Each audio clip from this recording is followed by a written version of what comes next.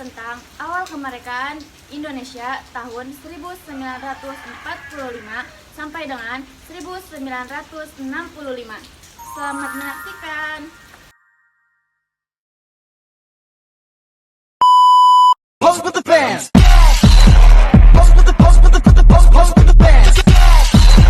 Pose with the pose with the pose pose with the bands. Pose with the bands. Pose with the bands. A few moments later.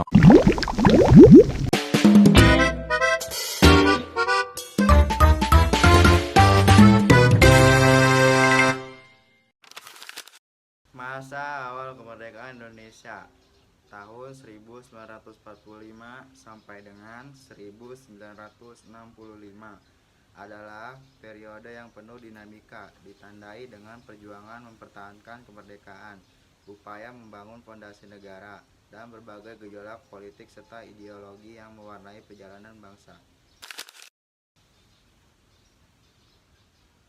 Tujuan masa awal kemerdekaan tahun 1945 sampai dengan 1965. Pertahankan kemerdekaan, bangun negara, capai persatuan, tingkatkan kesejahteraan, tegakkan keadilan.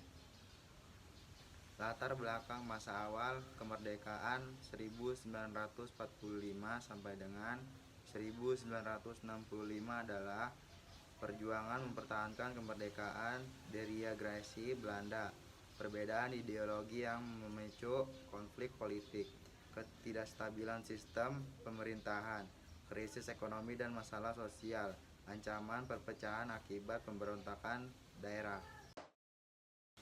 Proklamasi Kemerdekaan Indonesia dibacakan pada hari Jumat 17 Agustus 1945 di Rumah Soekarno di Jalan Pegangsaan Timur nomor 56 Jakarta.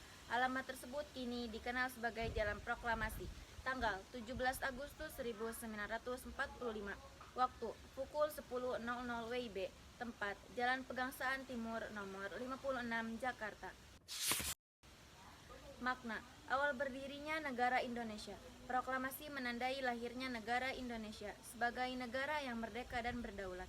Pernyataan kemerdekaan merupakan pernyataan resmi kepada dunia bahwa Indonesia telah merdeka dan berhak menentukan nasib sendiri. Landasan hukum menjadi dasar hukum bagi pembentuk negara dan pemerintahan Indonesia. Momentum persatuan membangkitkan semangat persatuan dan perjuangan bangsa Indonesia untuk mempertahankan kemerdekaan. Pengesahan Undang-Undang 1945 Dasar Negara pada tanggal 18 Agustus 1945. Panitia Persiapan Kemerdekaan Indonesia (PPKI). Pengesahan Undang-Undang Dasar 1945 sebagai konstitusi negara. Undang-Undang 1945 menjadi landasan konstitusi tertinggi Republik Indonesia. Pasal-pasal dalam Undang-Undang 1945 dirumuskan berdasarkan rancangan yang telah disiapkan oleh Badan Penyelidik Usaha Persiapan Kemerdekaan Indonesia (BPUPKI). Pemilihan Presiden dan Wakil Presiden Soekarno dan Hatta dalam sidang PPKI pada 18 Agustus 1945. Soekarno terpilih sebagai presiden pertama dari Muhammad Hatta sebagai wakil presiden pertama Republik Indonesia. Pemilihan ini dilakukan melalui musyawarah mufakat. Soekarno dianggap memiliki karakter pemimpin yang sangat dibutuhkan pada masa perjuangan untuk menggerakkan rakyat mempertahankan kemerdekaan. Peristiwa penting: Pertempuran Surabaya 10 November, heroisme rakyat Surabaya melawan sekutu. Bandung Lautan Api, taktik bumi hangus untuk mencegah sekutu menguasai Bandung. Agresi militer Belanda 1 dan 2, upaya Belanda merebut kembali wilayah Indonesia. 1. Perundingan Linggarjati. Hasil Belanda akui RI de facto Jawa Barat, Sumatera, Madura membentuk RIS, Uni Indonesia Belanda. Dampak pengakuan internasional positif, penolakan dalam negeri karena wilayah RI. dianggap berkurang dianggap negatif. Perundingan Renlit. Hasil wilayah RI berdasarkan garis dan MOK pasukan RI mundur. Dampak wilayah RI menyusut negatif. Perhatian internasional meningkat positif. 3. Perundingan Rom-Roijen. Hasil RI hentikan gerilya, Belanda hentikan militer, bebaskan tahanan, kembalikan RI ke Yogyakarta.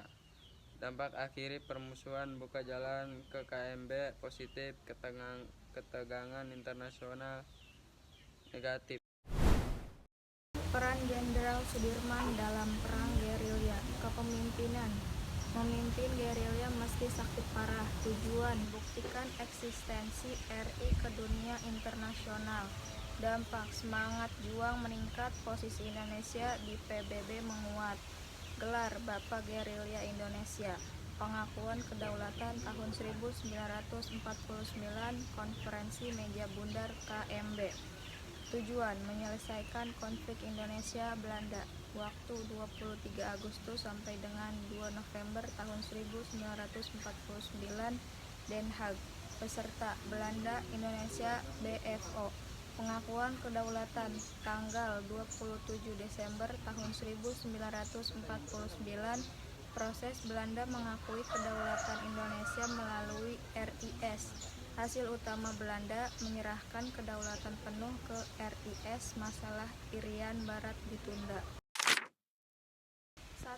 Demokrasi liberal tahun 1950 sampai dengan 1959. Pemilu tahun 1955. Pemilu pertama, Indonesia memilih anggota DPR dan konstituante dianggap paling demokrasi. 2. Ketidakstabilan kabinet. Seringnya pergantian kabinet disebabkan perbedaan ideologi dan kepentingan partai, menghambat pembangunan dan stabilitas politik. 3. Dampak: berakhirnya demokrasi liberal. Mulainya demokrasi terpimpin tahun 1959 sampai dengan 1965. Kekuasaan terpusat pada Presiden. Presiden Soekarno menjadi pembuat kejadian penting. Dekret Presiden 5 Juli tahun 1959. Latar belakang kegagalan konstituante menyusun UUD baru pengganti UUD SI tahun 1950. Isi dekret: yang pertama, pembubaran konstituante. Yang kedua, UUD tahun 1945 berlaku kembali. Yang ketiga, UUD S 1950 tidak berlaku. Demokrasi terpimpin 1959 sampai 1965. Konsep: pemusatan kekuasaan. Semua kebijakan dan keputusan strategis berada di tangan Presiden Soekarno dengan Inggris dan negara-negara persemakmuran. Isolasi ekonomi dan politik Indonesia. Latar belakangnya kegagalan sistem parlementer. Sebelumnya demokrasi liberal menciptakan ketidakstabilan politik. Tujuannya menciptakan stabilitas politik dan persatuan nasional. Peristiwa Geos atau PKI 1965. Kejadian penculikan dan pembunuhan 6 Jenderal TNI AD dan 1 perwira pada malam 30 September hingga 1 Oktober 1965. Para korban kemudian ditemukan di lubang buaya Jakarta Timur. Dampaknya perubahan besar dalam sejarah Indonesia. Contoh 1. Pembubaran PKI dan pelarangan komunisme. PKI dianggap sebagai dalang peristiwa ini dan kemudian dibubarkan.